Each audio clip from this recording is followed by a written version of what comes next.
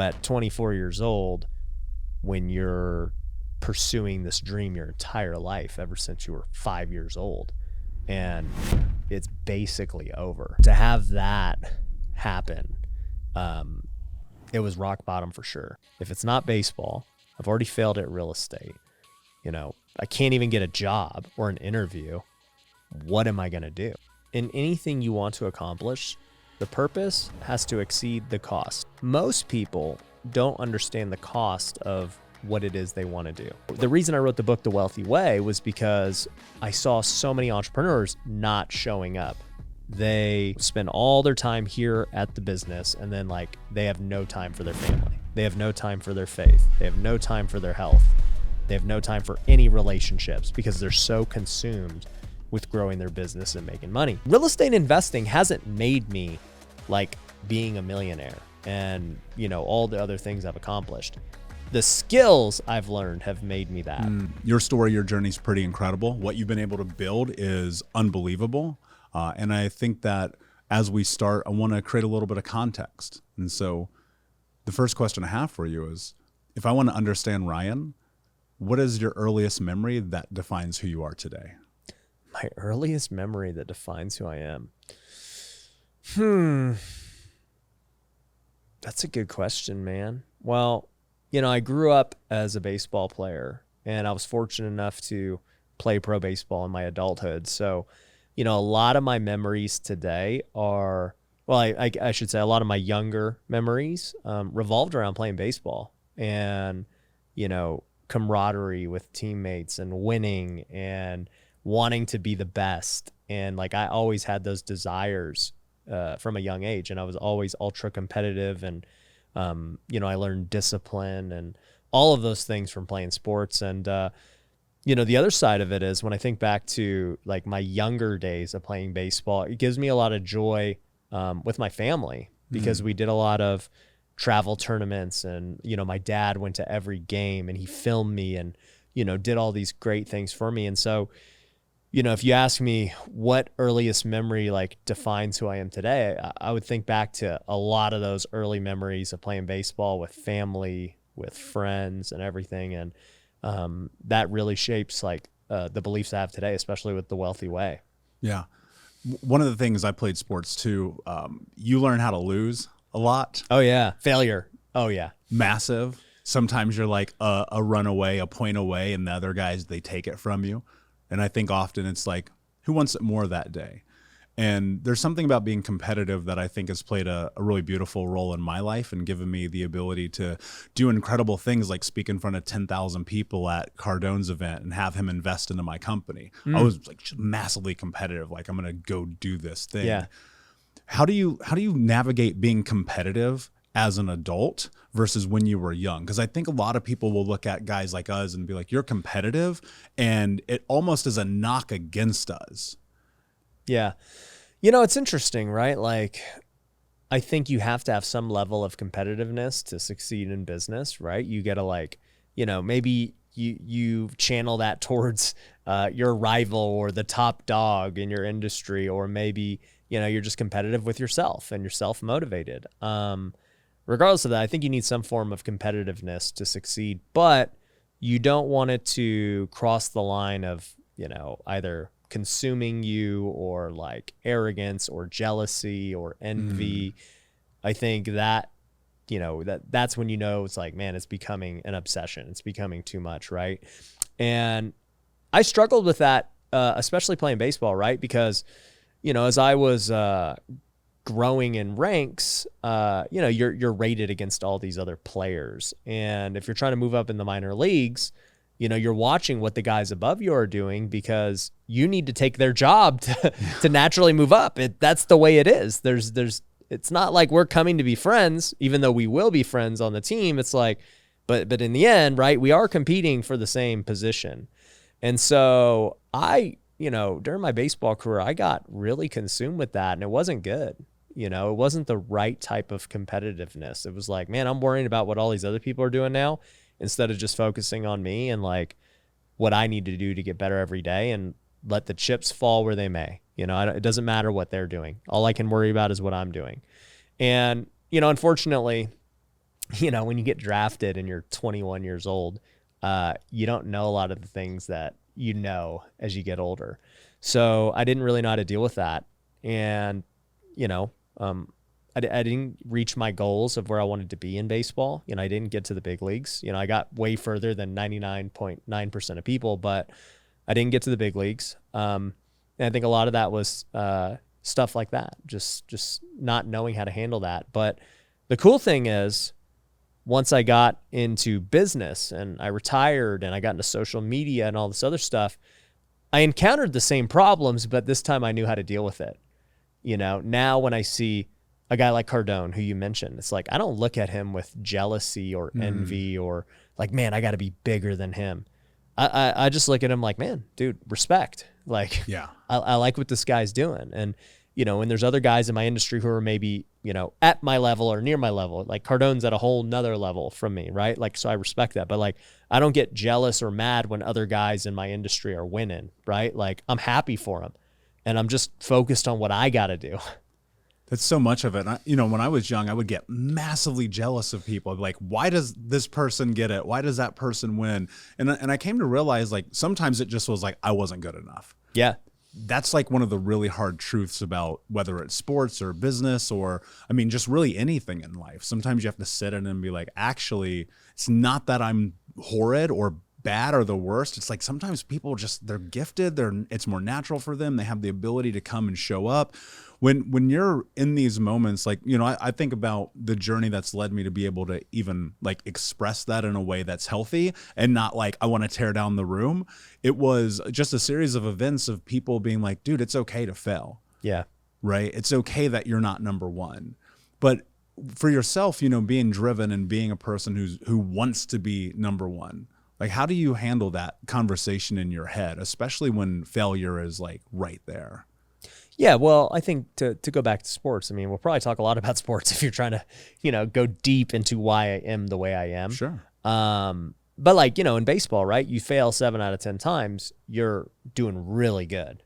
And so I got used to failure. Baseball has the most failure out of any sport. That's a good point. And so it was like, yeah, you know what? I got out, whatever. I'm going to get them on the next one. And so I've always taken that mentality with everything, just maybe unknowingly from just that experience. Like, oh, this business didn't work. All right, the next one. This video flopped. We'll make the next one. This person left. We'll find the next person. Like that's just how I've always operated. And so, yeah, I think, at the end of the day, you have to always just keep pressing forward in whatever you're doing. And, with the jealousy thing and the envy thing and all that, like, it's hard, man. It's hard to kind of wrap your head around like, oh man, this guy has so many more things that I don't have. Like, of course he's where he's at today. Right. But, once again, to bring it back to sports, I remember like, there's first round draft picks and these guys have just talent and tools that I don't have. And I can't get mad at that. I can't get mad that God made them the way they are and he made me the way I am, right? But the cool thing is, I believe God gave us all unique talent and ability, and we just have to figure out where's the best place to use this talent and ability. And so for me, like, I always thought it was on the baseball field, but now I see God had a bigger plan. And, my talents and abilities are far better used in business and social media. And so, when I look at just like people who are trying to get in the game of business or social media now, they'll be like, well, I wasn't born this way with this or that. And I'm like, look, it doesn't matter. You can still make the most of it. Yeah, I agree. I look at my life, dude. I was a homeless drug addict when I was 12 years old. Wow. And I've spoken on some of the biggest stages in the world, written a best-selling book. This podcast just crossed 1.5 million downloads. Nice. It's like, just because where you start, whether it's on your side of the tracks or my side of the tracks, often the path doesn't lead you to where you think it's going to lead you if you're like paying attention to the signs, right? There's something here that if you tap into, if you follow, if you pay attention to, if you execute against, like, the world's going to open up. And some of it, I think, actually a lot of it is like inherent in us. I would have to assume, and I'm not going to put words in your mouth, and that's why I'm interviewing you, but, having a mom who was a real estate agent and a dad who owned a small business, being entrepreneurs, there's something I would have to assume that subconsciously gets buried into you because you're watching them go and try to make things work, having a family, having a home, building businesses. Do you think that's played any role in your resiliency? Yeah, it's interesting because I never even, like, growing up, I didn't even know the word entrepreneur. Like, seriously. Like, my parents never told me, hey, you need to start a business. You need to get into real estate. They never said that. It was always around baseball. And that they knew that was my passion. They knew like I had the talent to pursue a career in that, and like that could be way bigger than any of the other stuff they were doing.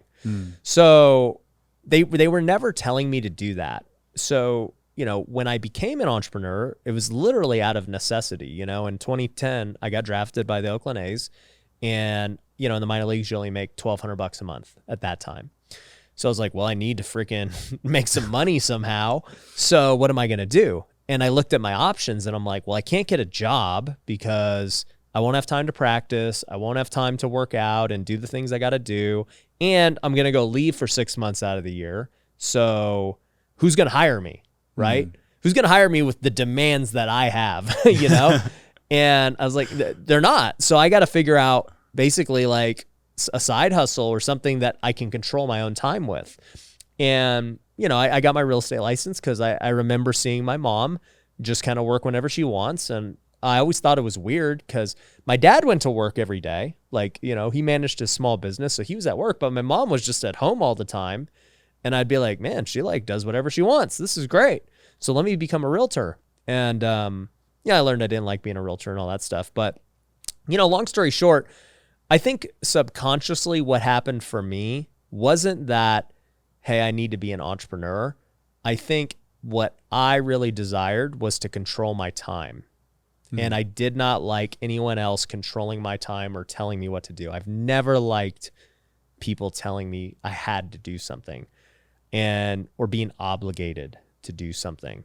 I want to do things that I want to do.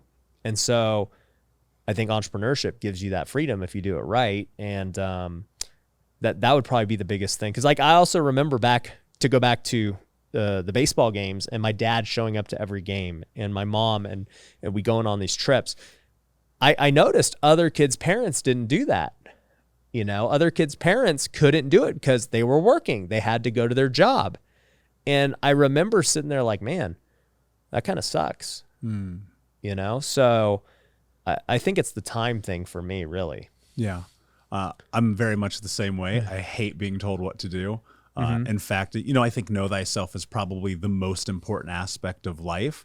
I'm very stubborn. It is the singular thing that drives me forward and the very thing that also stops me. And so I'm cognizant of that. And so I need people to rein me in sometimes. Yeah. But I do think about those moments like winning tournaments, wrestling or championships playing football when I was a kid. And like my mom was never there, right? Battling her own issues with drugs and alcohol. And I'd be there and I'd see the kids whose parents would come. And what was interesting, I don't remember being jealous of those kids. I just remember being like, that's so cool that their parents are here.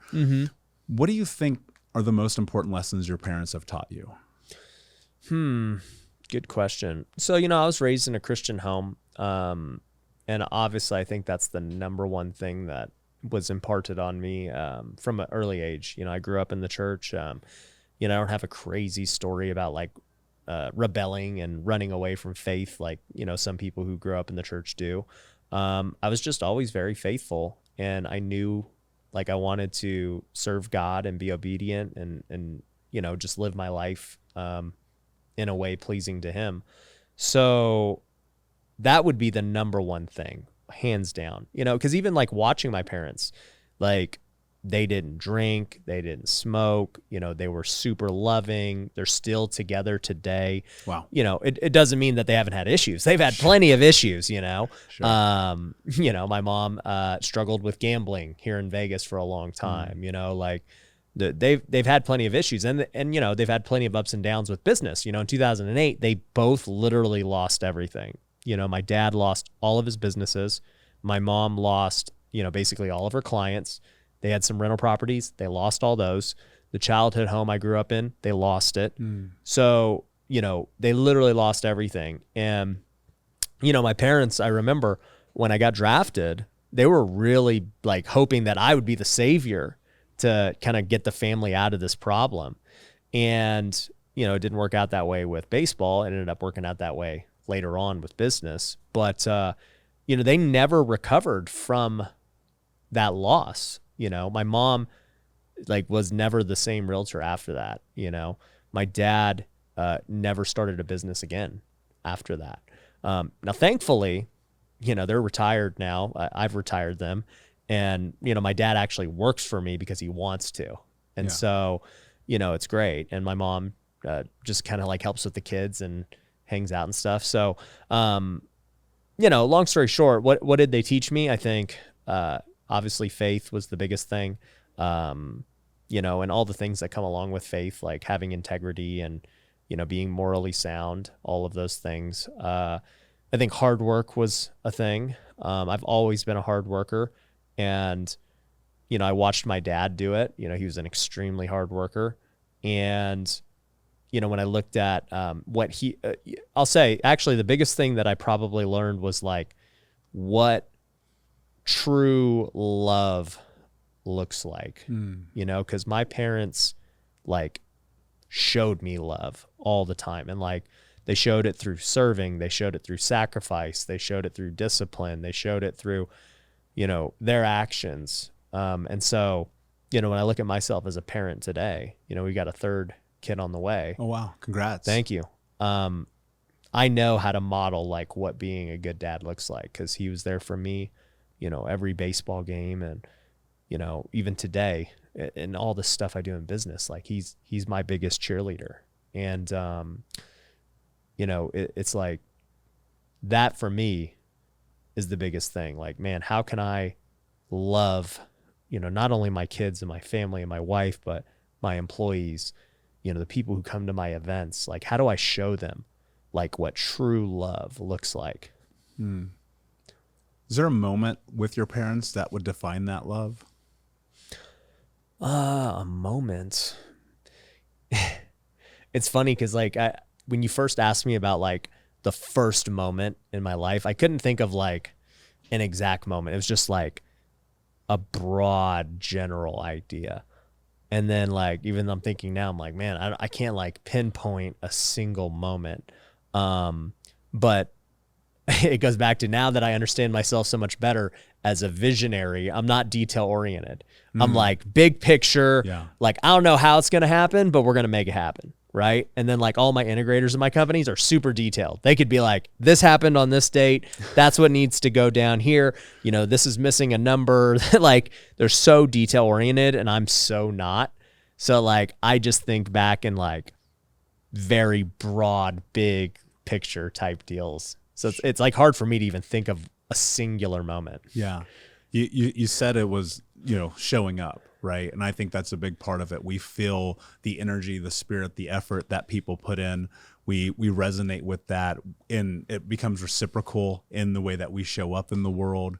When you think about now a third child on the way, which is absolutely incredible, congratulations again. Yeah. And being a father now, I mean, you had to struggle at first. I mean, with James and his story, which I know you've shared a lot. Yeah. But then having a really beautiful young daughter and this amazing marriage, like how do you display love? How do you show love as an adult now, being a father, being a leader, being a man? Like, what does it like really mean to you today? Yeah. I mean, the way you show love is through your actions, right? And so I think what you said, showing up, is so huge. Like, that's probably the number one thing. Like, you may not know what to do or like how to show your emotions, but by just being there, like, that's 80% of the battle. If you're going to use the 80-20 rule, that's 80% of the battle right there. And, you know, what's showing up for my kids? Well, I mean, you know, the reason I wrote the book, The Wealthy Way, was because I saw so many entrepreneurs not showing up. They, you know, spend all their time here at the business, and then like they have no time for their family. They have no time for their faith. They have no time for their health. You know, they have no time for any relationships because they're so consumed with growing their business and making money. And I just don't think that's a good way to live. I think it leads to depression. I think it leads to unfulfillment, no purpose. It's just not good. And, you know, for me, if I want to make my kids a priority and my wife a priority, I need to show up first and foremost. And the way that I do that is with my time. And so, I have a rule here, like I don't work past 5 o'clock, so if I didn't get all my work done, whatever, I'm going home and the business will suffer. And so what does that do? It makes me more efficient. Like, hey, I need to either hire somebody else so we can, because it's not like I'm going to do less. That's the thing. I'm not going to be like, hey, well, I guess I just can't grow as much as I want to. No, I'm like, well, I just got to figure out a better way to do it. I got to hire more people. I got to, budget my time better. Then on the weekends, I don't work. So, I'm home with the kids and the family all day on the weekends. And so, I'm giving my time to my family. My wife and I, we do a date night every Friday.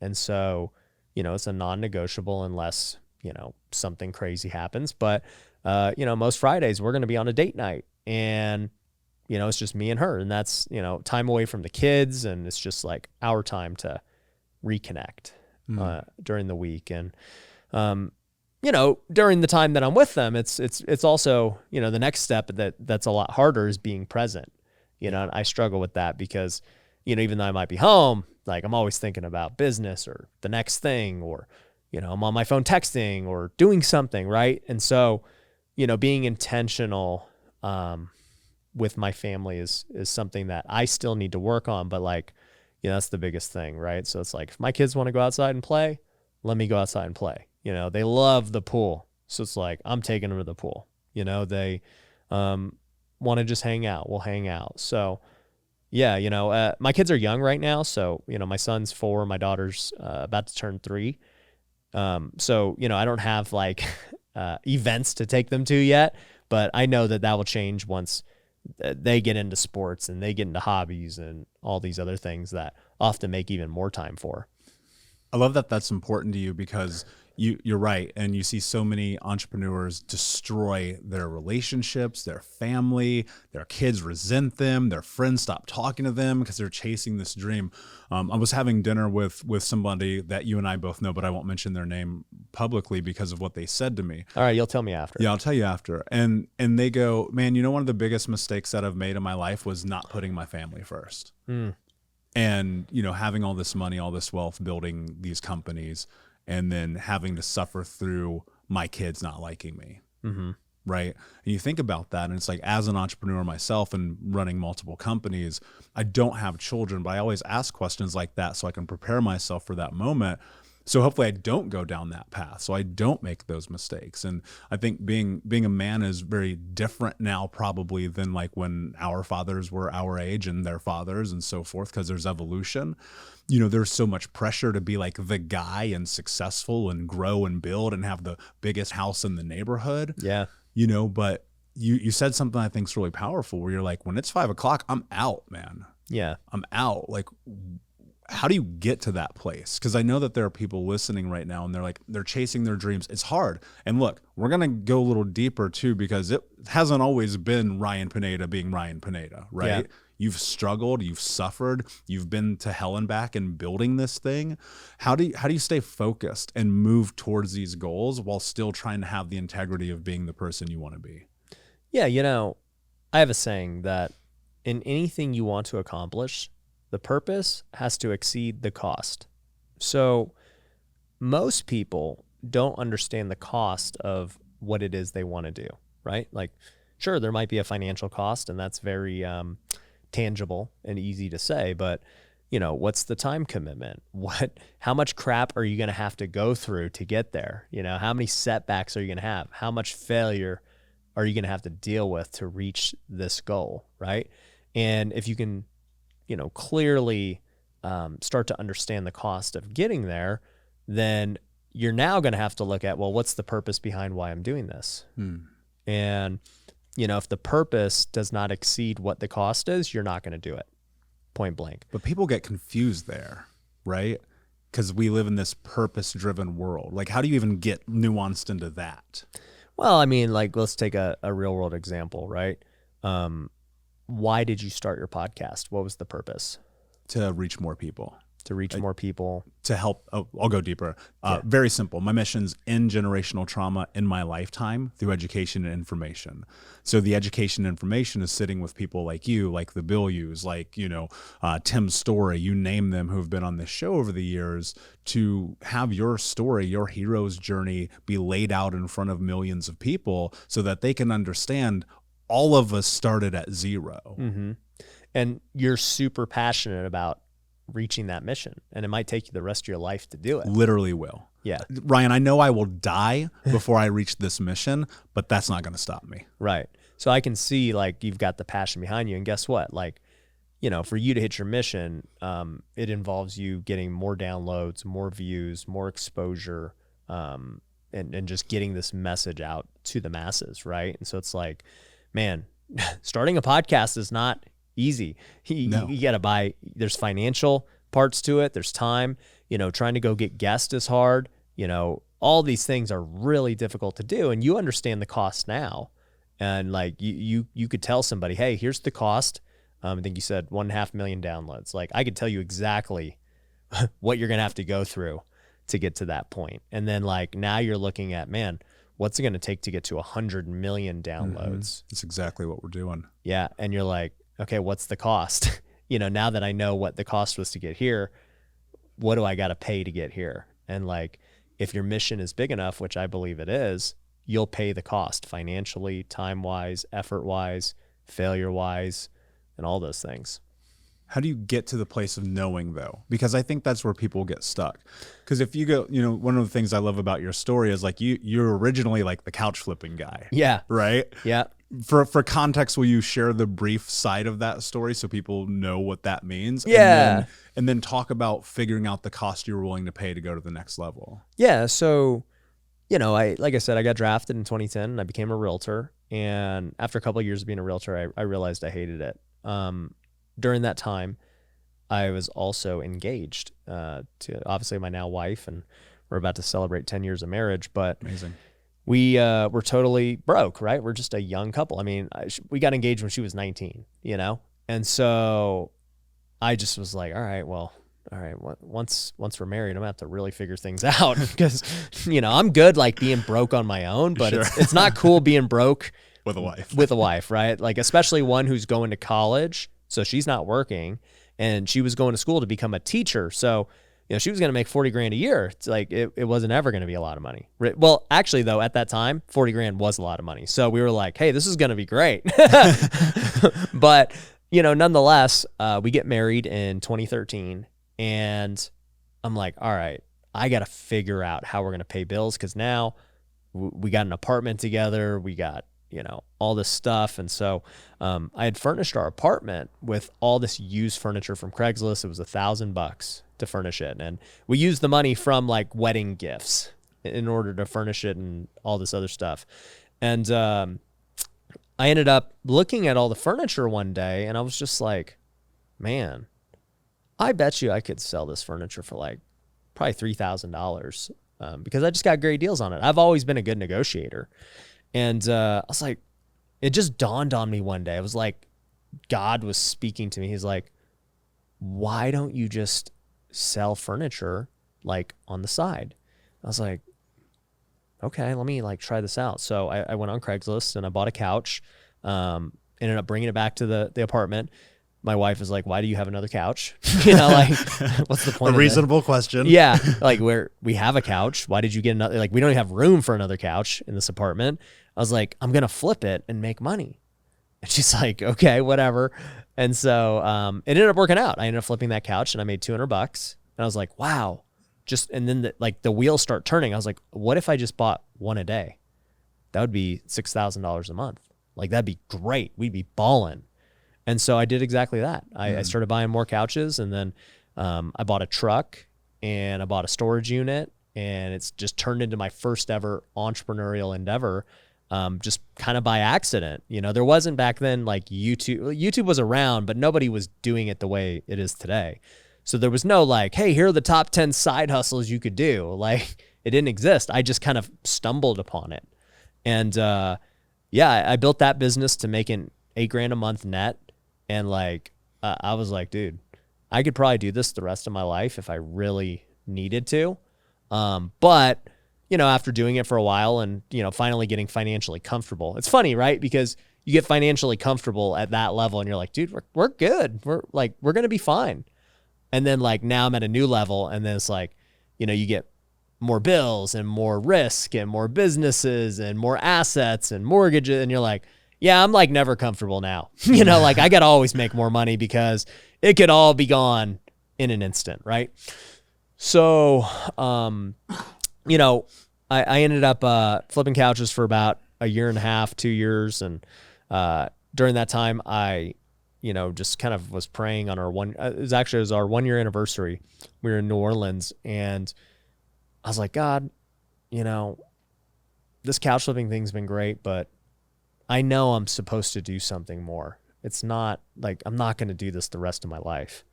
And I just kind of heard him whisper into me like real estate. And, you know, it had been about 5 years since I got my real estate license, and I'd stopped practicing, and I was like, real estate, like I don't even like it. You know, I failed.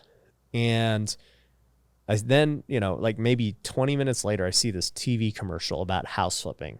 And it was like one of those guru commercials talking about like, hey, you can learn how to flip with no money down today. Yeah. Come to our workshop and all this stuff. And I was like, dude, there's no way you can flip with no money. That's stupid. But then like I just felt, you know, like the spirit pushing me to like look into it. And so I get on Google and I'm like, can you flip houses with no money? And then like all these things pop up. I had never even searched this before. And I was like, wow, you actually can flip houses without any money. And so then I buy this book and I start listening to these podcasts. And this is all on the trip, by the way. And literally by the end of the trip, I told Mindy, I said, hey, we're going to flip houses. This is what we're going to do. And she's like, all right. And I was like, but here's the catch. You know, we obviously don't have a lot of money right now. You know, because even though we were making good money flipping couches, you got to remember I was only doing that 6 months out of the year. And so I would go play baseball the other 6 months and make no money. And so we were still basically like not really making progress. We were just, you know, paying the bills and living somewhat comfortable. But, you know, long story short, we had saved up about $10,000, and, you know, one of the methods to, you know, flipping a house was like maxing out credit cards and getting money that way for your down payment. And I was like, you know what? We're going to max out credit cards. And so I ended up getting 50 grand of credit. And you're a kid, so it doesn't matter. Yeah, I honestly didn't think there was any risk, to be truthful. Yeah. You know, we ended up maxing out 50 grand of credit cards from my credit cards and her credit cards. And thankfully that first house flip worked out, and, you know, we made 25 grand, and it was completely life-changing, and it changed the total trajectory of my life doing that. But to your point, a lot of people ask me, because they're like, dude, were you scared? Like, what did you do? I was like, honestly, I mean, for one, like I felt like God was calling me to do it. So like I had that faith that it was going to work out. So like that was huge. But two, to your point, I was so young that I'm like, we have nothing to lose by doing this. We actually have everything to lose not doing it. You know, like if we take this risk and it works out, like our life is going to be crazy, which it worked out way better than I ever thought it would have worked out. But if we do nothing and we just stay on this path, it's very obvious where we're going to go. Like it is what it is, and I'm not going to be happy. So I have to take this risk. There was no choice.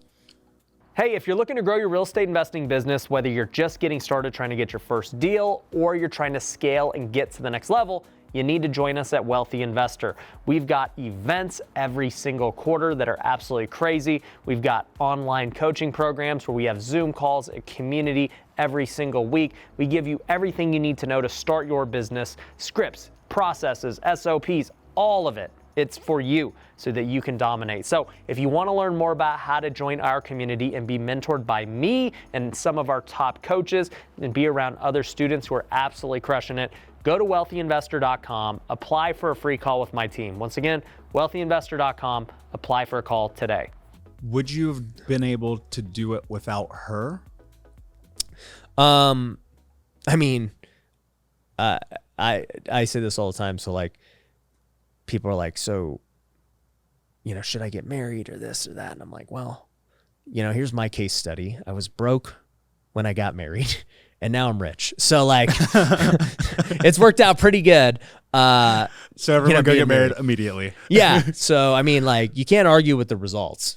Right. But what is it though? Right. Is it security? Is it safety? Is it having someone who has your back? Like what role has Mindy played in not only your success individually, but as a family unit? Yeah. I mean, to start off individually, she's always supported me no matter what I've wanted to do 1000%. So, we got married, I was still playing minor league baseball and I played another 4 seasons while we were married. This first 4 years of marriage, I was playing baseball. And so she always pushed, she's like, look, pursue your dream. Like just play literally as long as you can until you no longer want to play. But like, I'm here. Like whatever you want to do, I support it. Right. And then, the couch flipping thing, she's like, this is weird. I don't know what this is, but I'll support it. The house flipping thing. She's like, yeah, I mean, if you feel that strongly about it, let's roll. And, like over time, obviously like it's continued to work out. And so now she's always supportive, it's like, hey, I'm thinking about starting this new business. She's like, all right, like go for it. She's never tried to throttle me. In fact, I would say she might even be a bigger thinker than me because, growing up very frugal with in my adulthood because I wasn't making money as a minor leaguer.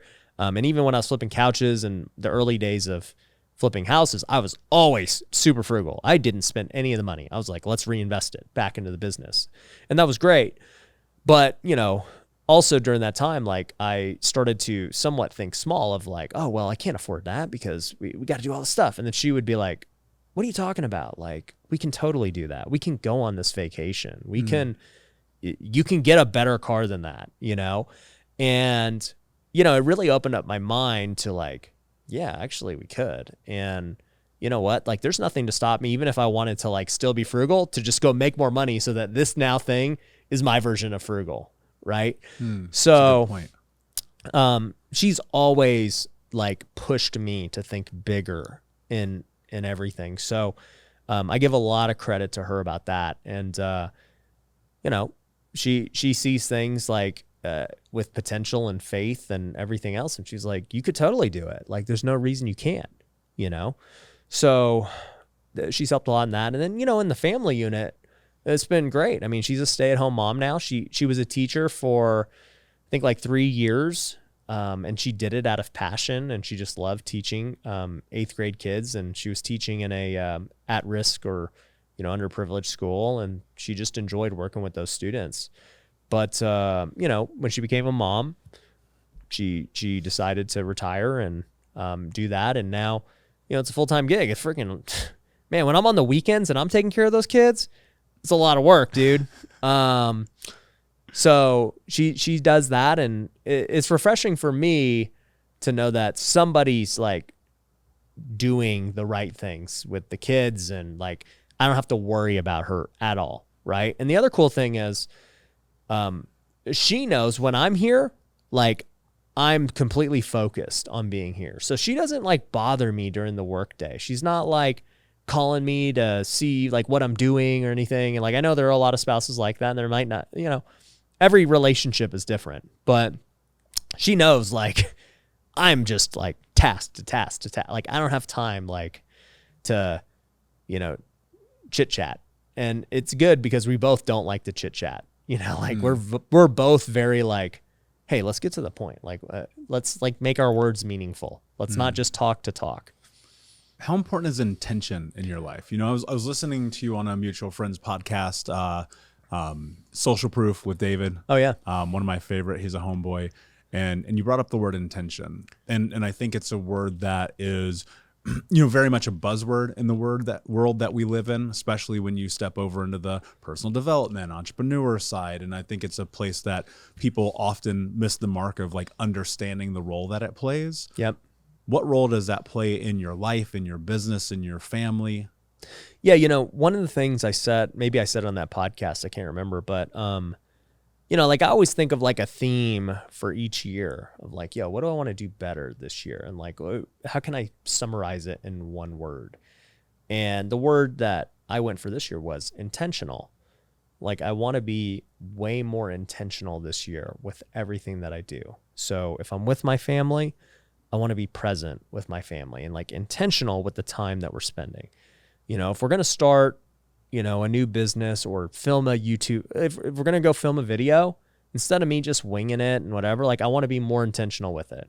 And I still struggle with that because like, at the end of the day, I wing it a lot and it's gotten me pretty far. Mm-hmm. So it's hard to like argue with the results, but I know the cost, to go back to the purpose has to exceed the cost. I know the cost of getting to the next level with social media and views and videos is I have to be way more intentional pre-video. The fact that like I can already tell you're very intentional because you're referencing things that I've said in other podcasts. Like you've done your research and your homework. Like that's intentional.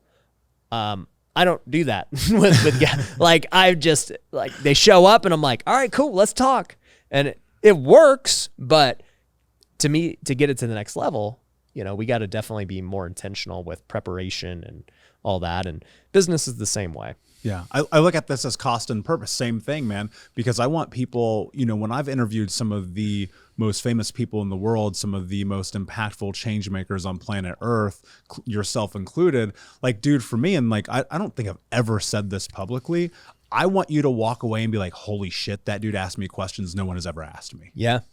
That is the intention, because I want people to look at what I've been able to do and create as a marker for a good podcast, for a good interview. Because I'm studious, man. I study Oprah. I study Katie Couric. Like I'll sit down and watch these incredible interviewers and I'm like, if you look at them, they have notes. Yeah. They've been in there. Now, can I wing it? Sure, dude. You and I have hung out, Top Golf, hanging out, chatting, whatever, right? That's different. With this, I'm like, I want to know who you are. Yeah. Because I know that if I can get into that, someone listening can find inspiration. Mm-hmm. Because you've been at zero. Yeah. You've been at rock bottom, right? And everyone's rock bottom is different. It's not like mine. When I hit rock bottom at 25, I'd made $1 million with no high school diploma. Wow. I was 350 pounds, smoking 2 packs a day, got my freaking car repoed, and I was 50 grand in debt. Right? Your rock bottom doesn't have to be that, because sometimes there's this like middle ground where you're just like, I don't know how we're going to pay the bills. Yeah. We're budgeting food. We don't have enough gas to put in the car. Right. Yeah. And it's like, that's why I'm so intentional, right, about spending the time to understand who you are. And then I get to sit here with you and I go, tell me the truth, Ryan. Yeah. Because I know if I do that, you're going to help somebody. Yeah. Like that's the mission. Well, I'll tell you, my rock bottom was, very clear. So, a lot of the other moments you asked me about, like I don't have super clear moments, but I for sure know what my rock bottom moment was. And it was the day I got released by the Oakland A's. I was about to be 24 years old and, I'd spent 3 seasons with them and, we're in spring training and, they call you into the office. And so whenever they call you in the office, it's bad news. So, I walk in and, I had already had this feeling that like, something was going to happen. Like there were signs and all that stuff. And, he goes, hey, Ryan, you probably know why you're in here, but, we're going to have to release you. And, we wish you the best and everything else. And that was it. Like that was it. And, at 24 years old, when you're pursuing this dream your entire life ever since you were 5 years old and it's basically over, like sure there are people who come back from it, but usually like you're done 99% of the time. And so, to have that happen, it was rock bottom for sure, because I went home, I was engaged at the time to my wife. And so I had to break the news to my fiance, now wife, and I had to break the news to her and I'm like, hey, I just got released. Like, I don't know what I'm going to do, but I'm coming home. I'm not going off to camp like we thought we were going to do. So, I come home and I'm like, I can't say like I've ever really been a depressed guy, but that was definitely a moment where I was like, dude, I was like moping around. Like, I don't know what I'm going to do. Like, I actually started to like look at jobs because I was just like, I never even looked at a job before, but I was like, where's a job site? And I think Monster was like the site back then. I was like, I don't know, freaking let's apply for some jobs. And like, I applied for some jobs and, like nothing happened. I was like, damn, I would have thought getting a job is easy. Like, I'm a pro baseball player. I got an economics degree and like, I can't even get an interview. And, you know, granted, I didn't try that hard, but it was like a week of doing it. And I'm like, dude, I like reality started to set in. I'm like, I really don't know what I'm going to do because if it's not baseball, I've already failed at real estate. You know, I can't even get a job or an interview. What am I going to do? And so that was like the moment for me where I was like, man, I feel completely lost. How'd you pull yourself out of that? Because those moments show up, man. I remember distinctly the moment for me. I was in the gym and I was like 350, dude. I was like in the worst shape, and I was like, all right, do something. Just do something different. And I picked up the phone to call my little brother. He had just gotten back from Afghanistan, and I hadn't talked to him in a while. He'd been home for a minute, and I hadn't picked up the phone. Like, I was the world's worst brother at the time. And I'm in the gym. I'm like hitting the machine or whatever, and I'm like, hey, dude, what's up? How are you doing? He goes, good. What do you want? I go, dude, I just want to see what's going on. How are you? How's life? What's happening? He goes, never talk to me again. You're not my brother. And hung up on me. And to me in that moment, I was like, okay, how do you change this narrative? Like, it was really like this amazing kick to the face for me, because here I had made this $1 million. I'd doing really well. You know, I come from the hood where like most people don't make it out, and my own brother won't talk to me. Now, it's very different 13 years later. I mean, I was just texting him on the way over here. I brought him out to Vegas for the first time. We hung out a couple weeks ago. Yeah. Rode the coaster at New York, the whole nine, man. It was great. Yeah. And we've been able to heal that relationship. But it started with like looking in the mirror. Yeah. What started this for you, this change from rock bottom? Because, dude, you know this as well as I do. There are people who are still in that moment, and it happened 25 years ago. Yeah. Yeah. Well, what ended up happening was, you know, I was kind of moping around for a couple of weeks, and then I get a call from a baseball team. And it was the only team that called me, a team in Fargo, Moorhead, called the Red Hawks. And this guy, Doug, calls me, and he's like, hey, you know, I saw you got released by the A's. Like, do you want to keep playing? And I was like, I don't know. Like, I'm not sure what I want to do. Like, I might just start getting on with my life. I don't know. He's like, well, you know, we got a spot for you here in Fargo. Like, you'll get playing time. You get a chance to prove yourself and maybe get picked back up by a major league team. You know, because this was independent baseball. Still professional, but just a different type. And I was like, well, let me think about it. And, you know, I told my parents and my wife or my fiance, and they were like, dude, you should do it. You should do it. And I was like, I don't know if I want to do it. And so I kind of just like ignored it. I ignored it for a few days, and he calls me back. He's like, hey, like, we're going to sign somebody else if you don't do this. Like, so like, we got to know, are you in or are you out? And I was like, you know what? Screw it. Like, I'm in. I have nothing else to do. Like, I don't even know what I'm going to do. Can't even get a job. Yeah. Like, I might as well just go play because I'm already trained and prepared for this. So you know what? Let me go experience this and see what happens. And then I'll figure out my life after.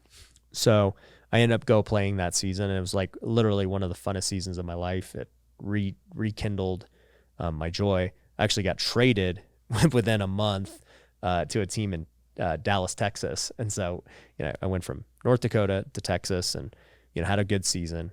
And then that set off a chain of events to play for another 5 seasons. Wow.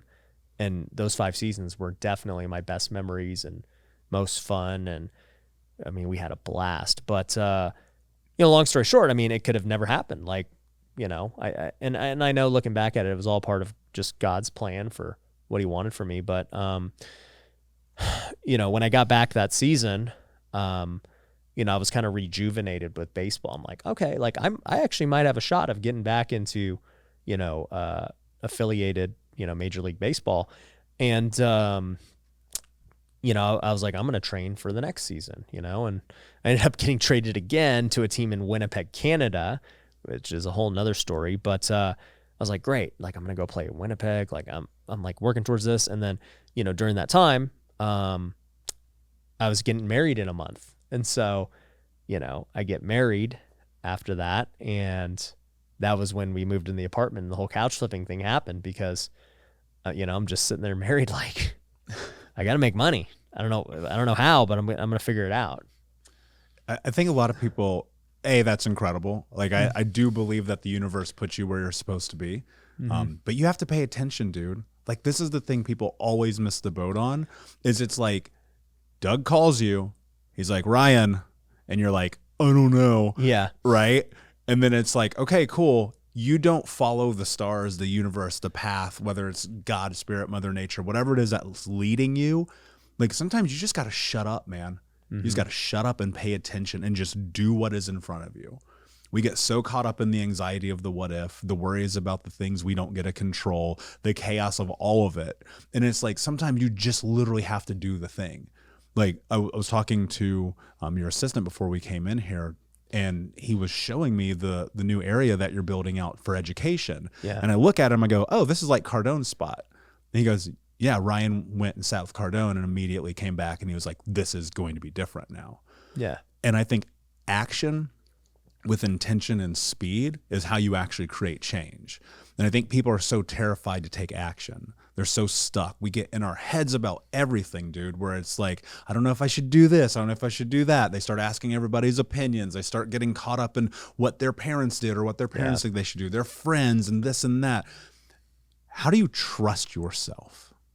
You know, for me, once again, it goes back to faith. You know, I can always pretty much relate back everything to faith, but, you know, if I'm in tune with the Holy Spirit and I'm in tune with what I feel He's guiding me to do, then I know I'm going to be good, right? And I don't know the outcome. I don't know how long it's going to take. I don't know the trials and the tribulations I'm going to face along the way, but I know that the path I'm on is correct, right? Because I can just feel it. And, you know, I knew that was true when, you know, I took the risk of flipping that first house. I knew it was true when I felt the calling to get on social media 3 years ago. And I just didn't know how those paths would play out or any of the issues I would face along the way, but I knew it was the right thing. So, you know, to answer your question, for me, it has everything to do with faith.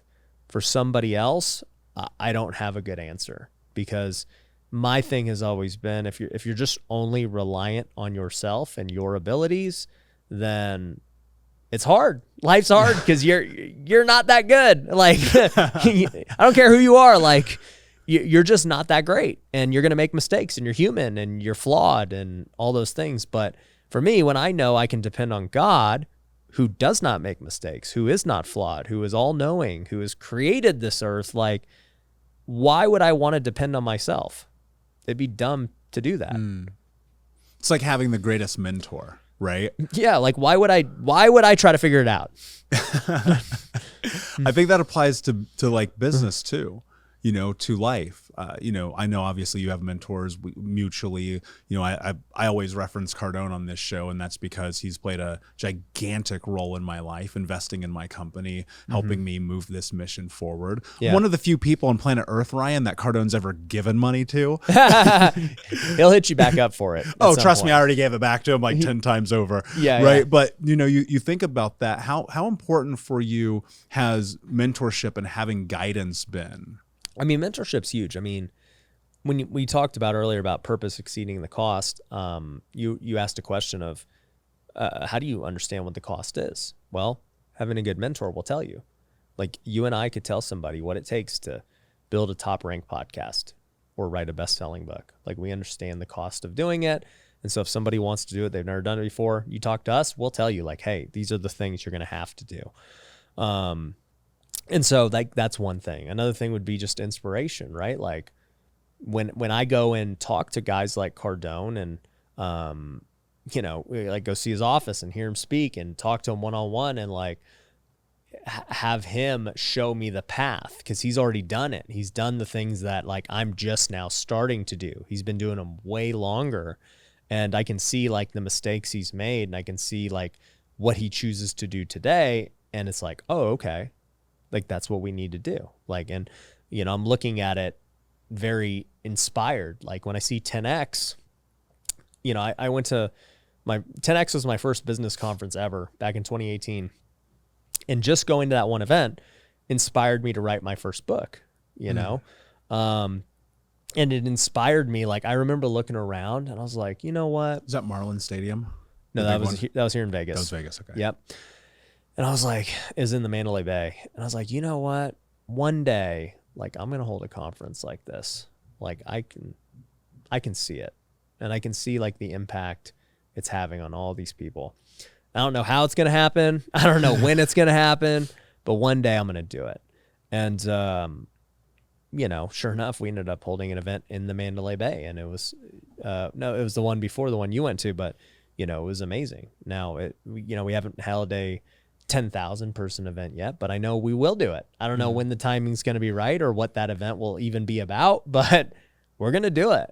So, you know, when I see mentors, I get inspired because like there's a difference when you watch a YouTube video and you see something, you're like, oh, this guy's like having all this success, right? You're just like, you can see it, but you don't really understand it or feel it, right?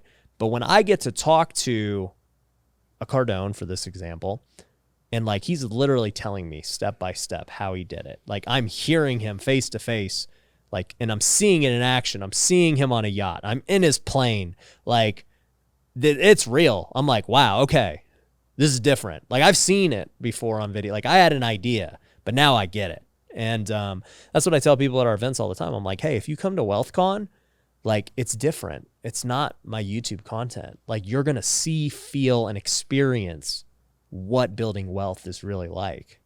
And, you know, events lead to life change.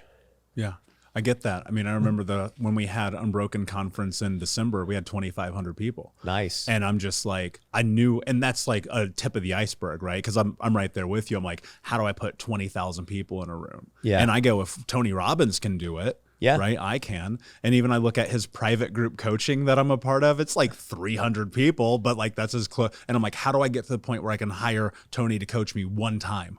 One-on-one. It's a milli, right? And it's like, how do you get to that point? How do you do I think you got to also things? give them like 10% of your business. Yeah. Like $1 million bucks. Like, totally. Yeah. Right. And it's like, but I look at that and I remember the moments of, dude, my first investment, I'm going to ask you about money. I want to transition this conversation a little bit because I think it's really, really important. My first investment for myself was a little bit on the backside of that conversation with my brother. I'm on Facebook. This is about 12, 13 years ago. Brendan Burchard ad pops up for one of his online courses. OG. Everybody knows Brandon's the old guy in the marketing space. And I'm 50 grand in debt at this moment. Yeah. I have no money. None. I got a closet full of shoes though. Yeah. Right? Car that's got repoed. Can't afford to pay my bills. But I'm like, something in me was like, dude, you have got to buy this course. And remember, Ryan, I looked down on my shoes. It's actually the same shoes I have on right now. Wow. I looked down at my shoes and they were $300, Jordans. Yep. And I remember being like, you love your shoes more than you love yourself. Wow. And in that moment, I was like, I'm 50 grand in debt. Let's go. Yeah. How important is investing in yourself? I mean, there's no better investment, right? Like, you know, I like to say real estate's the best investment. And I fully believe that in terms of like an asset class, but the class above that is you, right? Like at the end of the day, people are like, oh, well, I've got $10,000 saved up. I got this saved. Like, what should I invest in? I'm like, you, like, it's not even close. You putting, you know, $10,000 in stocks isn't going to do anything, you know? And even if you did put 10,000 into real estate and, you know, you bought a property, that's fantastic, but you would have been far better off putting it into you. And, you know, because if you develop skills and things that can make you way more than that, like, you know, real estate investing hasn't made me like being a millionaire and, you know, all the other things I've accomplished. The skills I've learned have made me that, right? I had to learn sales. I had to learn marketing. I had to learn how to hustle and talk to people and communicate. And in turn, that made me good at doing house flipping and real estate. But but then it also made me good at social media. It made me good at leading. It made me good at speaking on stage, running a podcast. Like I had to learn these skills. And the only way to learn these skills is to learn from the best, right? Like, cause right now, for example, I'm trying to become a great golfer. Like I have this crazy dream of like, I want to be the best celebrity golfer. That's like my new goal in sports because I think it's actually attainable and I don't think it's that crazy. So, what do I got to do to be the best golfer? Well, I could just go to the driving range and like swing a bunch and freaking hope for the best, or I could hire the best coaches in the world and have them teach me the right way to do it so that I'm practicing the right habits and doing the right things. And, that's what I'm going to do, So in fact, like now I'm friends with, Tiger Woods' old coach and Bryson DeChambeau's old coach. And like, I'm accelerating because they know what to do. Yeah. That's everything, right? Yeah. And you look at it but so many people, you look at their communities, their friendships, and you always hear like, the 5 people around you will tell you your future. And it's like, I guarantee you've had people who have like laughed at you saying that, where they're like, you want to do what, bro? Yeah. And I'm like, well, hurry up. Let's go, man. Time's a ticking, man. Let's make it happen. Yeah. And that's what I try to inspire in my friends and in my community, because I just go, anything that you want is possible. The fact that right now we could walk outside and breathe air, it's like, what else do you need? Yeah. Right? Like, go take the risk. Screw it. See what happens. But, the fear is the thing that stops people. Yeah. Right? The fear of the failure, the fear of not being successful, the fear of the judgment of their friends and their community, the fear of losing the money. Yeah. Right? What was something that you invested in yourself in that was just totally terrifying, but you did it anyway, that has changed your life? The first time I ever invested in myself, it's funny.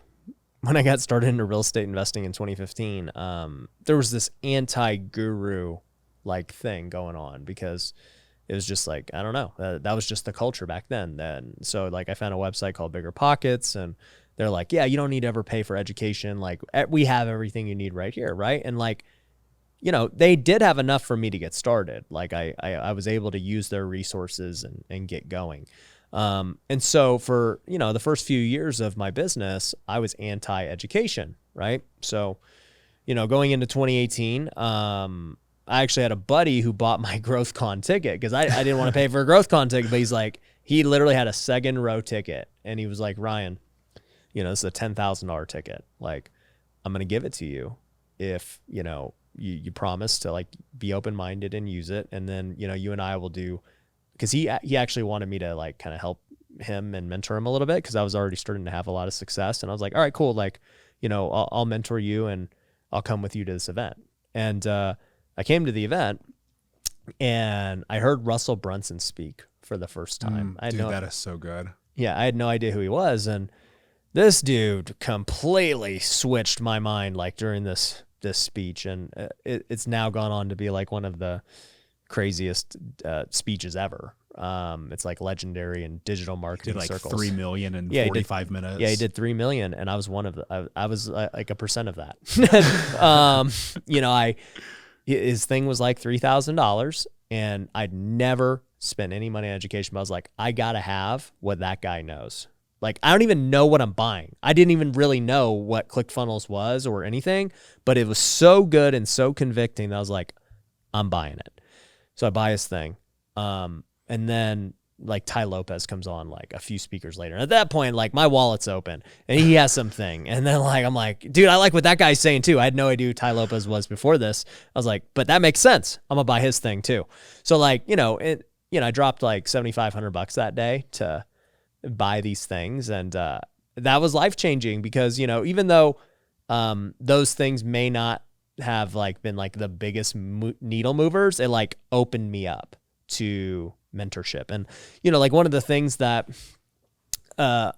really stuck out to me was somebody was like, Ryan, like you pay for like baseball coach, like when you were playing sports, you paid for a baseball coach, right? A hitting coach, a fielding coach, and a strength coach. You paid for coaches, right? I'm like, yeah. Like, why would you not pay for coaches and mentors in business? I was like, That's a good point. I don't know. Yeah. I just always been told gurus are bad and these guys are trying to scam you. Yeah. And so, which isn't not true. Yeah. But at the same time, it's like there are a lot of really incredible people. In 100%. And I think now we are in a different world where, you know, people want mentorship. Like they want to work with me. They want to work with you. They, you know, they want to work with these people and like they're happy to pay to do it. So, you know, at the end of the day, like that was like a big moment for me. And then that led to me buying into masterminds and buying other mentorships and business coaches and all this other stuff. Yeah. And I think it's a necessity. I mean, if you don't invest, here's how I look at it. Like money is just proving to yourself your value in the world. And if you don't invest in yourself, if you don't cheer for yourself, it's like, who will? Yeah. Nobody else is coming to do this for you. Nobody's coming to save you. And it's like, I sit here and I look at you and I'm like, you're not an anomaly, dude. You're not, in context, please take this with a grain of salt. Like I sit across from you and I'm like, here we are, these two guys who at one point in our life, we've been at zero. Yeah. Now we've spoken on some of the biggest stages in the world. We have these giant podcasts. I look at our network of community together and it's like, I'm not saying everybody wants that, but what the thing is that you do want is possible. Like you can have it. Like you can build and create the life. Yeah. And people have done it. But dude, you're going to like struggle your way there. Yeah. Until you don't. And when you have the willingness to be like, you know what, I'm going to see what happens. I'm going to show up. It's going to put you in proximity of incredible people. And you have your amazing podcast. And I'm curious with all the people that you've interviewed, not necessarily a specific person, but what have you learned from being able to sit and bring in this data and information from people who are just one step ahead of you? Yeah. You know, some of them are a lot of steps ahead. But the thing that I've really taken from them is not necessarily like some eye-opening thing that maybe they said on the show that I'd never heard before. The big thing that I've gotten as a benefit is building a relationship with them, right? So it's like when you do a podcast and you build a relationship with someone for an hour, like that is something that translates for the long haul.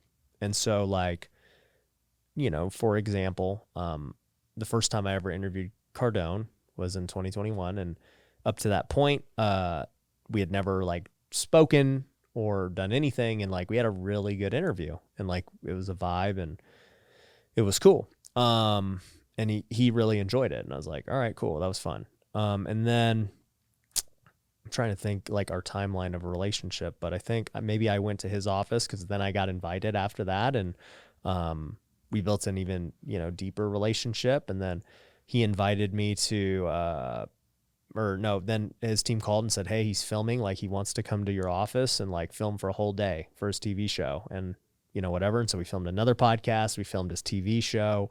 And then I went back to his office again. And then, you know, I went to 10X and I was backstage with him. And then like, they just hit me up again for a different TV show they want to do together. And so it's like, you know, so the one podcast led to this like relationship now that's only, you know, call it 2 years old, and who knows where it's going to be. Right. And, I don't know, but like he's one example, but like everyone I've ever interviewed, like I have a very good relationship with now. And I've learned a ton from them, like outside of the podcast and like the connections they've been able to make for me and all of those different things. Yeah. The people are the most important. This is the mistake I think most entrepreneurs make. They think it's about the product, but it's about the people. Mm-hmm.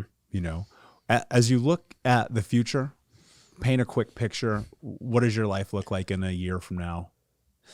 I'm glad you asked a year because people they'll be like, yeah, where do you see yourself in 5 years, 10 years, 20 years? I'm like, dude, I don't even know. I agree. I cannot relate to that at all. I can measure a year though. Yeah. A year is good. Cause I'm totally like, hey, I just got to figure out what I'm doing today. Yeah. And like, I'll let God take care of the rest.